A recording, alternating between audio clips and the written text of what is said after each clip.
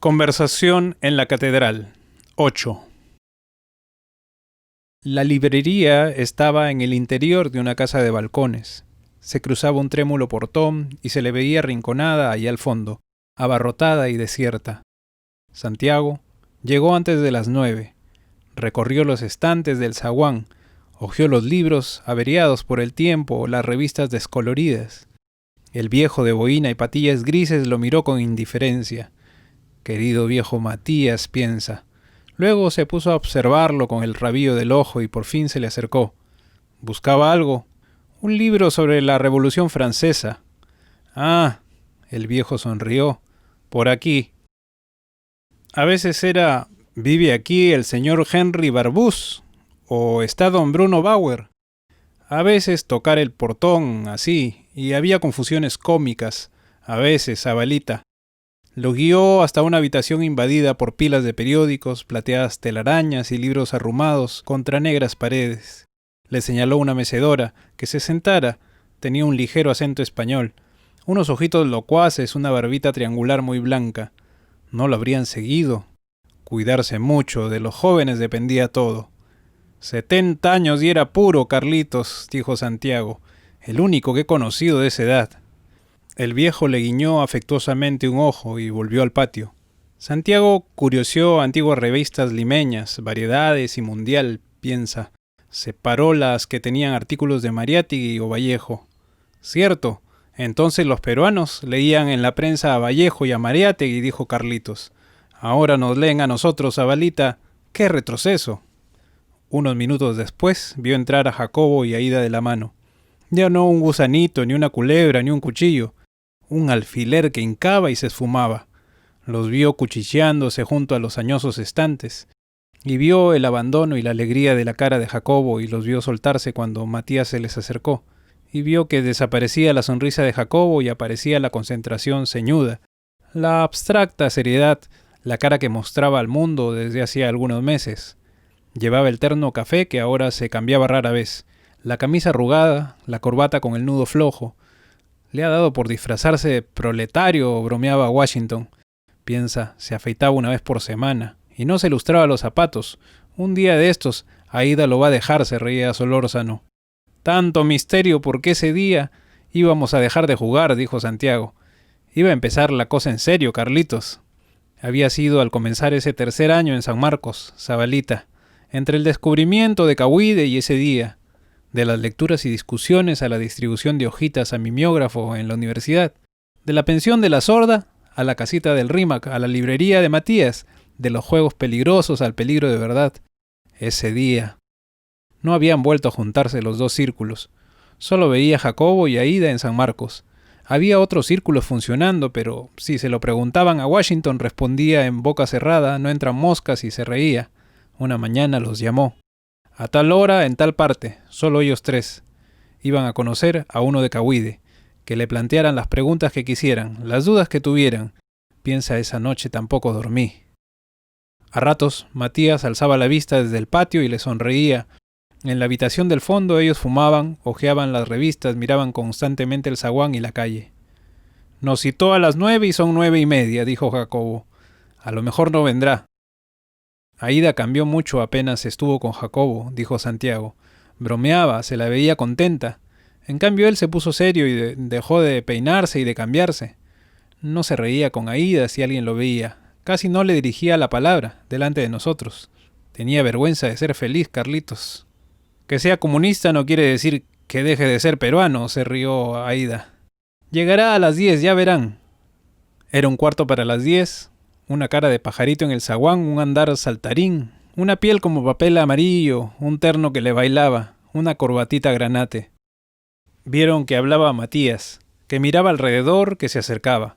Entró a la habitación, le sonrió, perdón por llegar tarde, una mano delgadita. Se había malogrado el ómnibus en que venía y quedaron observándose, embarazados. Gracias por esperarme. Su voz, como su cara y su mano, eran también finita, piensa. Un saludo fraternal de Cahuide, camaradas. La primera vez que oía a camaradas y Carlitos, ya te figuras el corazón del sentimental de Zabalita, dijo Santiago. Solo conocí su nombre de guerra, Yaque. Solo lo vi unas cuantas veces. Él trabajaba en la fracción obrera de Cahuide. Yo no pasé a la fracción universitaria. ¿Te figuras? Un puro de esos. Esa mañana no sabíamos que Yaque era estudiante de Derecho, cuando la revolución de Odría. Piensa, no que había caído en el asalto de la policía de San Marcos, no que lo habían torturado y desterrado a Bolivia y que en La Paz estuvo preso 6 meses, no que había vuelto clandestinamente al Perú. Solo que parecía un pajarito. Esa mañana, mientras su vocecita les resumía a la historia del partido y lo veían mover su delgada mano amarilla en un movimiento rotativo e idéntico, como si tuviera calambre en la mano, y mirar de soslayo el patio y la calle. Había sido fundado por José Carlos Mariátegui, y apenas nació, creció y formó cuadros, y conquistó sectores obreros. Quería demostrarnos que éramos de confianza, piensa, y no nos ocultó que había sido siempre minúsculo, ni su debilidad frente al APRA. Y esa había sido la época de oro del partido, la época de la revista Mauta, y del periódico Labor, y de la organización de sindicatos y del envío de estudiantes a las comunidades indígenas. Al morir Mariátegui en 1930, el partido había caído en manos de aventureros y de oportunistas. El viejo Matías se murió y demolieron la casa de Chota y construyeron un cubo con ventanas, piensa, que le habían dado una línea claudicante de repliegue ante las masas, que por lo mismo cayeron bajo la influencia aprista. ¿Qué habría sido del camarada Yaque, Zabalita? Aventureros como Rabines, que se volvió agente imperialista y ayudó a Odría a tumbar a Bustamante. Renegaría, se cansaría de la militancia difícil y asfixiante y tendría mujer, hijos y trabajaría en un ministerio. Y oportunistas como Terreros, que se volvió beato, y todos los años se ponía hábito morado y arrastraba una cruz en la procesión del Señor de los Milagros. O seguiría y hablaría todavía con su voz de pajarito en círculos de estudiantes cuando no andaba en la cárcel. Traiciones y represiones casi habían liquidado al partido. Y si seguía, sería prosoviético o prochino, o uno de esos castristas que habían muerto en las guerrillas, o se habría vuelto trotskista. Y al subir Bustamante en 1945, el partido había vuelto a la legalidad, y comenzó a reestructurarse, y a combatir en la clase obrera el reformismo del APRA. Habría viajado a Moscú, o a Pekín, o a La Habana, pero con el golpe militar de Odría el partido había sido desmantelado de nuevo. Lo acusarían de stalinista, o de revisionista, o de aventurista. Todo el comité central y decenas de dirigentes y militantes y simpatizantes encarcelados y desterrados, y algunos asesinados. Se acordaría de ti, Zabalita, de esa mañana donde Matías, de esa noche en el Hotel Mogollón, y las células de sobrevivientes de ese gran naufragio habían lentamente, trabajosamente constituido la organización Cahuide, que sacaba esa hojita y se dividía en la fracción universitaria y la fracción obrera, camaradas. O sea que Cahuide tiene pocos estudiantes, pocos obreros, dijo Aída. Se trabajaba en condiciones difíciles. A veces por un camarada que cae se echan a perder meses de esfuerzos. Sujetaba el cigarrillo con las uñas del índice y del pulgar, piensa. Sonreía con mucha timidez. Pero a pesar de la represión estamos creciendo. Y por supuesto que te convenció, Zabalita, dijo Carlitos. Me convenció de que creía en lo que nos decía, dijo Santiago. Y además se notaba que le gustaba lo que hacía. ¿Cuál es la posición del partido sobre la unidad de acción contra las otras organizaciones fuera de la ley?, dijo Jacobo. El APRA, los trotskistas. No vacilaba, tenía fe, dijo Santiago. Yo ya envidiaba a la gente que quería ciegamente en algo, Carlitos. Estaríamos dispuestos a trabajar con el APRA contra la dictadura, dijo Yaque. Pero los apristas no quieren que la derecha los siga acusando de extremistas y hacen todo para demostrar su anticomunismo. Y los trotskistas no son más de 10, y seguramente agentes de la policía. Es lo mejor que le puede ocurrir a un tipo, Ambrosio, dice Santiago. Creer en lo que dice, gustarle lo que hace. ¿Por qué el APRA, que se ha vuelto pro-imperialista, sigue teniendo respaldo en el pueblo?, dijo Aída. Por el peso de la costumbre y por su demagogia y por los mártires apristas, dijo Yaque. Sobre todo por la derecha peruana. No entiende que el APRA ya no es su enemiga sino su aliada, y le sigue persiguiendo y así la prestigia ante el pueblo. Es verdad, la estupidez de la derecha ha convertido al APRA en un gran partido, dijo Carlitos. Pero si la izquierda no ha pasado de una masonería, no ha sido por el APRA, sino por falta de gente capaz. Es que los capaces como tú y yo no nos metemos a la candela, dijo Santiago. Nos contentamos con criticar a los incapaces que sí se meten. ¿Te parece justo, Carlitos? Me parece que no, y por eso no hablo nunca de política, dijo Carlitos. Tú me obligas con tus masoquismos asquerosos de cada noche, Zabalita. Ahora me toca preguntar a mí, camaradas, sonrió Yaque, como avergonzado. ¿Quieren entrar a Cahuide? Pueden trabajar como simpatizantes, no necesitan inscribirse en el partido todavía. Yo quiero entrar al partido ahora mismo, dijo Aída. No hay apuro, pueden tomarse tiempo para reflexionar, dijo Yaque. En el círculo hemos tenido de sobra para eso, dijo Jacobo. Yo también quiero inscribirme. Yo prefiero seguir como simpatizante. El gusanito, el cuchillo, la culebra. Tengo algunas dudas, me gustaría estudiar un poco antes de inscribirme. Muy bien, camarada. No te inscribas hasta que superes todas las dudas, dijo Yaque. Como simpatizante se puede desarrollar también un trabajo muy útil. Ahí quedó demostrado que Zabalita ya no era puro, Ambrosio, dice Santiago, que Jacobo y Aída eran más puros que Zabalita.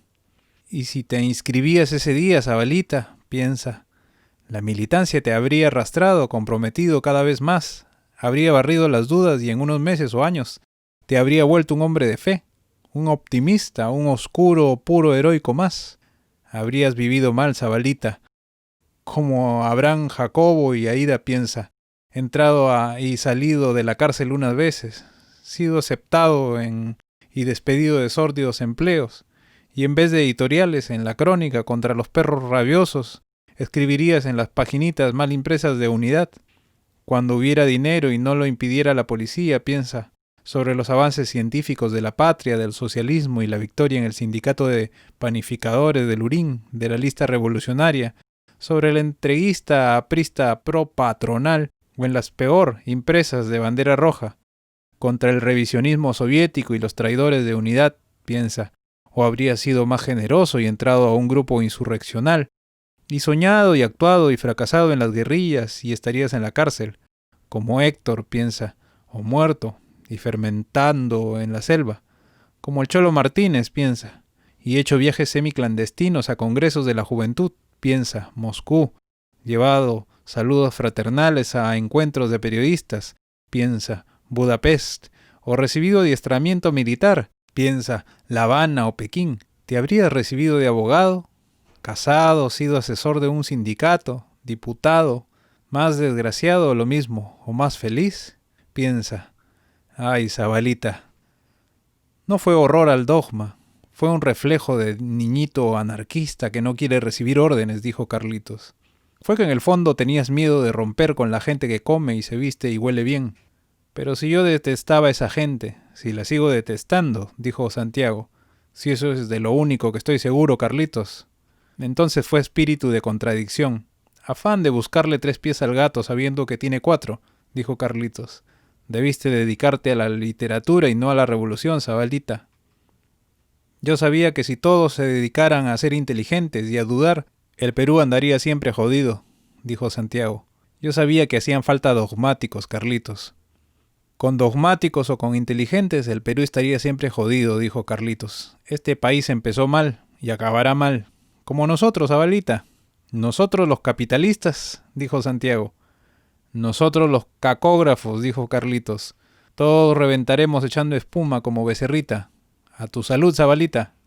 Meses, años soñando con inscribirme en el partido. Y cuando se presenta la ocasión me echo atrás, dijo Santiago. No lo voy a entender nunca, Carlitos. Doctor, tengo algo que se me sube y se me baja y no sé lo que es, dijo Carlitos. Es un pedito loco, señora. Usted tiene carita de poto y el pobre pedito no sabe por dónde salir. Lo que te friega la vida es un pedito loco, Zabalita. ¿Juran consagrar su vida a la causa del socialismo y de la clase obrera?, había preguntado Yaque. Y Aída y Jacobo, sí, juro, mientras Santiago observaba. Después eligieron sus seudónimos. No te sientas disminuido, le dijo Yaque a Santiago. En la fracción universitaria, simpatizantes y militantes son iguales. Les dio la mano. Adiós, camaradas, que salieran 10 minutos después que él.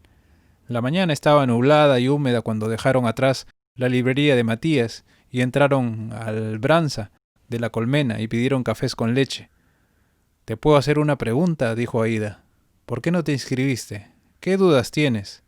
Ya te hablé una vez, dijo Santiago. Todavía no estoy convencido de algunas cosas. Quisiera... ¿Todavía no estás convencido de que Dios no existe?, se rió Aída. Nadie tiene por qué discutir su decisión, dijo Jacobo. Déjalo que se tome su tiempo. No se la discuto, pero te voy a decir una cosa, dijo Aída riéndose. Nunca te inscribirás, y cuando termines San Marcos, te olvidarás de la revolución y serás abogado de la Internacional Petroleum y socio del Club Nacional. Jacobo levantó la mano. En la fracción preparábamos esas reuniones como un ballet, dijo Santiago. Turnarse, desarrollar cada uno un argumento distinto, no dejar sin rebatir ninguna opinión contraria. Estaba con la corbata caída, despeinado. Hablaba en voz baja. La huelga era una ocasión magnífica para provocar una toma de conciencia política en el estudiantado. Las manos caídas a lo largo del cuerpo para desarrollar la alianza obrero-estudiantil. Mirando a Saldívar muy serio, iniciar un movimiento que podía extenderse a reivindicaciones como liberación de estudiantes presos y amnistía política. Calló y Guamán levantó la mano. Yo había estado contra la idea de la huelga por las mismas razones que expuso Guamán, un aprista, dijo Santiago. Pero como la fracción había acordado la huelga, me tocó defenderla contra Guamán. Eso es el centralismo democrático, Carlitos. Guamán era pequeñito y amanerado. Nos había costado 3 años reconstituir los centros y la Federación de San Marcos. Después de la represión, sus gestos eran elegantes. ¿Cómo íbamos a lanzar la huelga por razones extrauniversitarias, que podía ser rechazada por las bases? Y hablaba con una mano en la solapa y revoloteando la otra como una mariposa. Si las bases rechazaban la huelga, perderíamos la confianza de los estudiantes. Y su voz era impostada, florida y por momentos chillona. Y además vendría la represión y los centros y la federación serían desmantelados antes de que hubiera podido actuar. Ya sé que la disciplina de un partido tiene que ser así, dijo Santiago. Ya sé que si no sería un caos. No me estoy defendiendo, Carlitos.